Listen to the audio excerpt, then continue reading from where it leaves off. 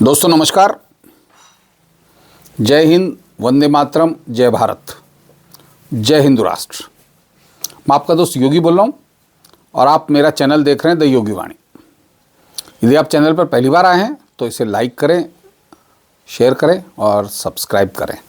Subscribe करने में कुछ जाता नहीं है, सिर्फ बटन दबाना पड़ता है। आपसे कोई पैसा भी नहीं लगेगा। कोशिश करें, आप एक सनातनी भाई की मदद करें। तो आज की रात बड़ी भारी गुजर रही है। राजस्थान, मध्य प्रदेश, छत्तीसगढ़ और तेलंगाना के उन नेताओं पर जो चुनाव लड़ रहे हैं और उन नेताओं पर भी जो चुनाव लड़वा रहे हैं, पार्टी के बड़े बड़े पदाधिकारी भी, क्योंकि कल सुबह से मतगणना प्रारंभ होगी और दोपहर तक बहुत कुछ स्थिति स्पष्ट होती जाएगी। आजकल तो क्योंकि बढ़त को भी ले लिया जाता है, लेकिन इससे पहले अपन बात करते हैं, क्योंकि अभी 3 दिन पहले एग्जिट पोल आए, सबके अलग अलग सर्वे, और इस बार इतने कॉन्ट्राडिक्टरी एग्जिट पोल आए कि समझ में नहीं आया कौन क्या कर रहा है। तो एग्जिट पोल का सिलसिला कब शुरू हुआ? एग्जिट पोल का सिलसिला 1996 में दूरदर्शन पे शुरू हुआ। और दूरदर्शन पे आपको याद हो, एक काली दाढ़ी वाले भाई साहब आया करते थे, जो बाद में एनडीटीवी नाम से चैनल बनाए, उसके मालिक हैं प्रणय रॉय। और उनके साथ ही एक और दाढ़ी वाले झोला छाप व्यक्ति आते थे, योगेंद्र यादव। और एक साउथ इंडिया के, आंध्र प्रदेश के एक नरसिम्हा जी आते थे। तो ये लोगों का एक पैनल सा बना हुआ था, जो दूरदर्शन पे उन दिनों बड़े प्रभावी थे। बताया भी जाता है कि बाद में दूरदर्शन के उपकरणों को लेकर ही एनडीटीवी की स्थापना की गई थी। ये एक अलग उनका घालमेल का मामला बाद में निकला था, लेकिन शुरू में सेफोलॉजिस्ट बन के और चुनाव का आकलन करते थे। हालांकि चुनाव परिणाम जब आता था दूरदर्शन पे, उसमें भी यही लोग बैठते थे। और इनके आकलन जैसे एग्जिट पोल टाइप के होते हैं, वो हमेशा गलत सिद्ध हुए हैं। उस समय भी गलत सिद्ध हुए हैं। उसके बाद जो दौर चालू हुआ, धीरे धीरे बाद में फिर ओपिनियन पोल आने लग गए। वाजपेयी साहब की सरकार जो 13 दिन चली थी, उससे पहले ओपिनियन पोल स्टार्ट हुए। और ओपिनियन पोल का खेल तो बहुत ही गजब है। जाने कहाँ से तो सर्वे करते हैं, कौन से रिपोर्टरों से बात करते हैं और पक्ष में हवा बनाने का। ये चुनाव पूर्व होते हैं। अभी देखिए, ये विधानसभा का चुनाव निपट गया, अब लोकसभा चुनाव की आहट आ गई। अब आपको ओपिनियन पोलों की बाढ़ मिलेगी सभी चैनल्स पे। और ओपिनियन पोलों में, ये ओपिनियन पोल ज़्यादातर पार्टियाँ खुद अपने द्वारा प्रायोजित कराती हैं और एजेंसियों को ठेका देती हैं। अब ये पार्टी कार्यालय में बैठ के लोग लिखवाते हैं, या किसी यूनिवर्सिटी में, विशेष यूनिवर्सिटी में जाके लिखवाते हैं। भाई कांग्रेस के पक्ष में लिखानी हो तो आप जेएनयू में चले जाओ, और बीजेपी के पक्ष में लिखानी हो तो आप कहीं और चले जाओ। तो इस तरह करके वो फॉर्म भराते हैं या सर्वे कराते हैं, पता नहीं क्या सिस्टम है उनका। फिर वो ओपिनियन पोल वहाँ होता है, और वो कंपनी भी चैनल को पैसा देती है उस ओपिनियन पोल को दिखाने का, क्योंकि कंपनी को पार्टी से मिलता है और चैनल का नाम हो जाता है। हालांकि अपन अभी जितने भी अभी आपने एग्जिट पोल देखे होंगे, तो सब आज तक का एग्जिट पोल, आज तक का नहीं, उसके साथ एक आपने नाम देखा होगा, आज तक के साथ वो मैक्सिस करके कंपनी जुड़ी हुई है। एक किसी के साथ सी वोटर है, किसी के साथ चाणक्य है, तो बहुत सारे लोग जुटे हुए हैं।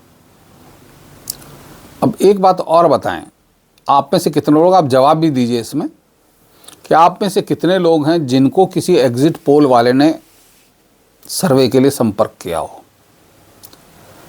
पिछले 30-35 सालों से मेरे को तो किसी ने संपर्क आज तक नहीं किया, न मेरे को, न मेरे परिवारजन को, किसी को। तो ये एग्जिट पोल बनता कहाँ से? किन लोगों से पूछते हैं लोग, जिसके आधार पे दिन भर टीवी पे बकियाते रहते हैं, चलता रहता है, साहब इसका एग्जिट पोल ऐसा, इसका ये, इसका ऐसा, और बहुत सारे लोग करते रहते हैं। हमारे कुछ यूट्यूबर मित्र भी करते हैं। किस तरह का सैंपल सर्वे करते हैं? अभी तो अभिषेक तिवारी जी करते रहते हैं, और वो कल जब एग्जिट पोल आया था तो कम से कम 6-7 चैनलों पे बिजी भी थे। तो उन्होंने बताया कि 50-50 आदमियों का सैंपल प्रति विधानसभा क्षेत्र से उन्होंने लिया, और उसके आधार पर एग्जिट पोल किया। अब 50 सैंपल में कौन आया? क्योंकि जहाँ 2-2, 2.5 लाख मतदाता किसी एरिया में हैं, तो 50 आदमियों के सैंपल सर्वे से कितना अपेक्षित परिणाम आएगा। इसीलिए 10-20 सीटों का विचलन, मतलब 10 सीटों का विचलन रखते हैं, 10 का, 5 का, इस तरह का रखते हैं। सभी लोग ऐसा ही करते होंगे शायद। अब कहते हैं कि आजकल मोबाइल पे सर्वे करके एग्जिट पोल होता है। अभी तक मेरे मोबाइल पे इस तरह का कोई मैसेज नहीं आया किसी भी सर्वे एजेंसी का जिसमें एग्जिट पोल का वोट देने की बात कही गई हो। तो आप भी बताएं कि आपके मोबाइल पे आया क्या? तो इस तरह की जो राम कहानी चल रही है, एक फर्जीवाड़े का एक स्टंट चल रहा है और कयास लगाने की बात चल रही है। मैंने भी कुछ कयास लगाए हैं, अभी आपने देखे होंगे मेरे वीडियो, लोगों ने लाइक भी हैं, कौन हारेगा कौन जीतेगा। लेकिन मेरा आकलन एज ए पत्रकार, मेरे पत्रकार साथियों से, कुछ और लोगों के मिलने से, कुछ जो भरोसेमंद यूट्यूबर्स हैं उनसे लेके मैंने वो आपके सामने प्रस्तुत किया है। और कोई मैं इसकी गारंटी नहीं लेता कि मैं 100% सक्सेसफुल होंगे हो, लेकिन मेरा अंदाज़ा है। और अंदाज़ा तो किसी का भी सही भी हो सकता है और गलत भी हो सकता है। यही हालत इनकी है। ये जैसे मैंने अंदाज़ा लगाया ना, अब मैंने कुछ फीडबैक लिया मेरी विश्वसनीयता के लिए, अब इन्होंने अपनी विश्वसनीयता के लिए क्या लिया पता नहीं। कि जितने भी ओपिनियन पोल हैं 70 से 80% फेल हुए हैं आज तक। 2022 में भी ये उत्तर प्रदेश में अखिलेश यादव की सरकार बना रहे थे ओपिनियन पोल, और बावजूद इसके बीजेपी जीती 325 सीटें और अखिलेश यादव को सिर्फ 47 सीटें मिलकर रह गई। फिर लेकिन उनके कोई फर्क नहीं पड़ेगा, इतने नखटे हैं, इज्जत की परवाह नहीं है। अब फिर वो जैसे ही लोकसभा चुनाव आएगा अपने ओपिनियन पोल की रास्ता खोल लेंगे। तो ये इस तरह के ओपिनियन पोल जनता को दिग्भ्रमित करने के लिए चलाए जाते हैं। और बात वही है, एक बार किसी ने कहा भी था कि 24 घंटे का चैनल है, यानी 24 घंटे का अजगर है, इसे खाने को कुछ ना कुछ चाहिए। तो इस तरह की चीज़ें चलाते रहते हैं। आप चैनलों पे कई बार अभी भी देखते होंगे, किसी घर के झगड़े की भी रिपोर्टिंग आ जाती है, न्यूज़ में आ जाते हैं कि साहब फलां घर में 2 झगड़े में हुआ और उसको मारा, उसकी पत्नी ने दहेज की हत्या का केस दर्ज कराया। इस तरह की बहुत सारी चीज़ें, मतलब जो सामान्य समाज की चीज़ें हैं वो भी उस पर राष्ट्रीय समाचारों पे बड़े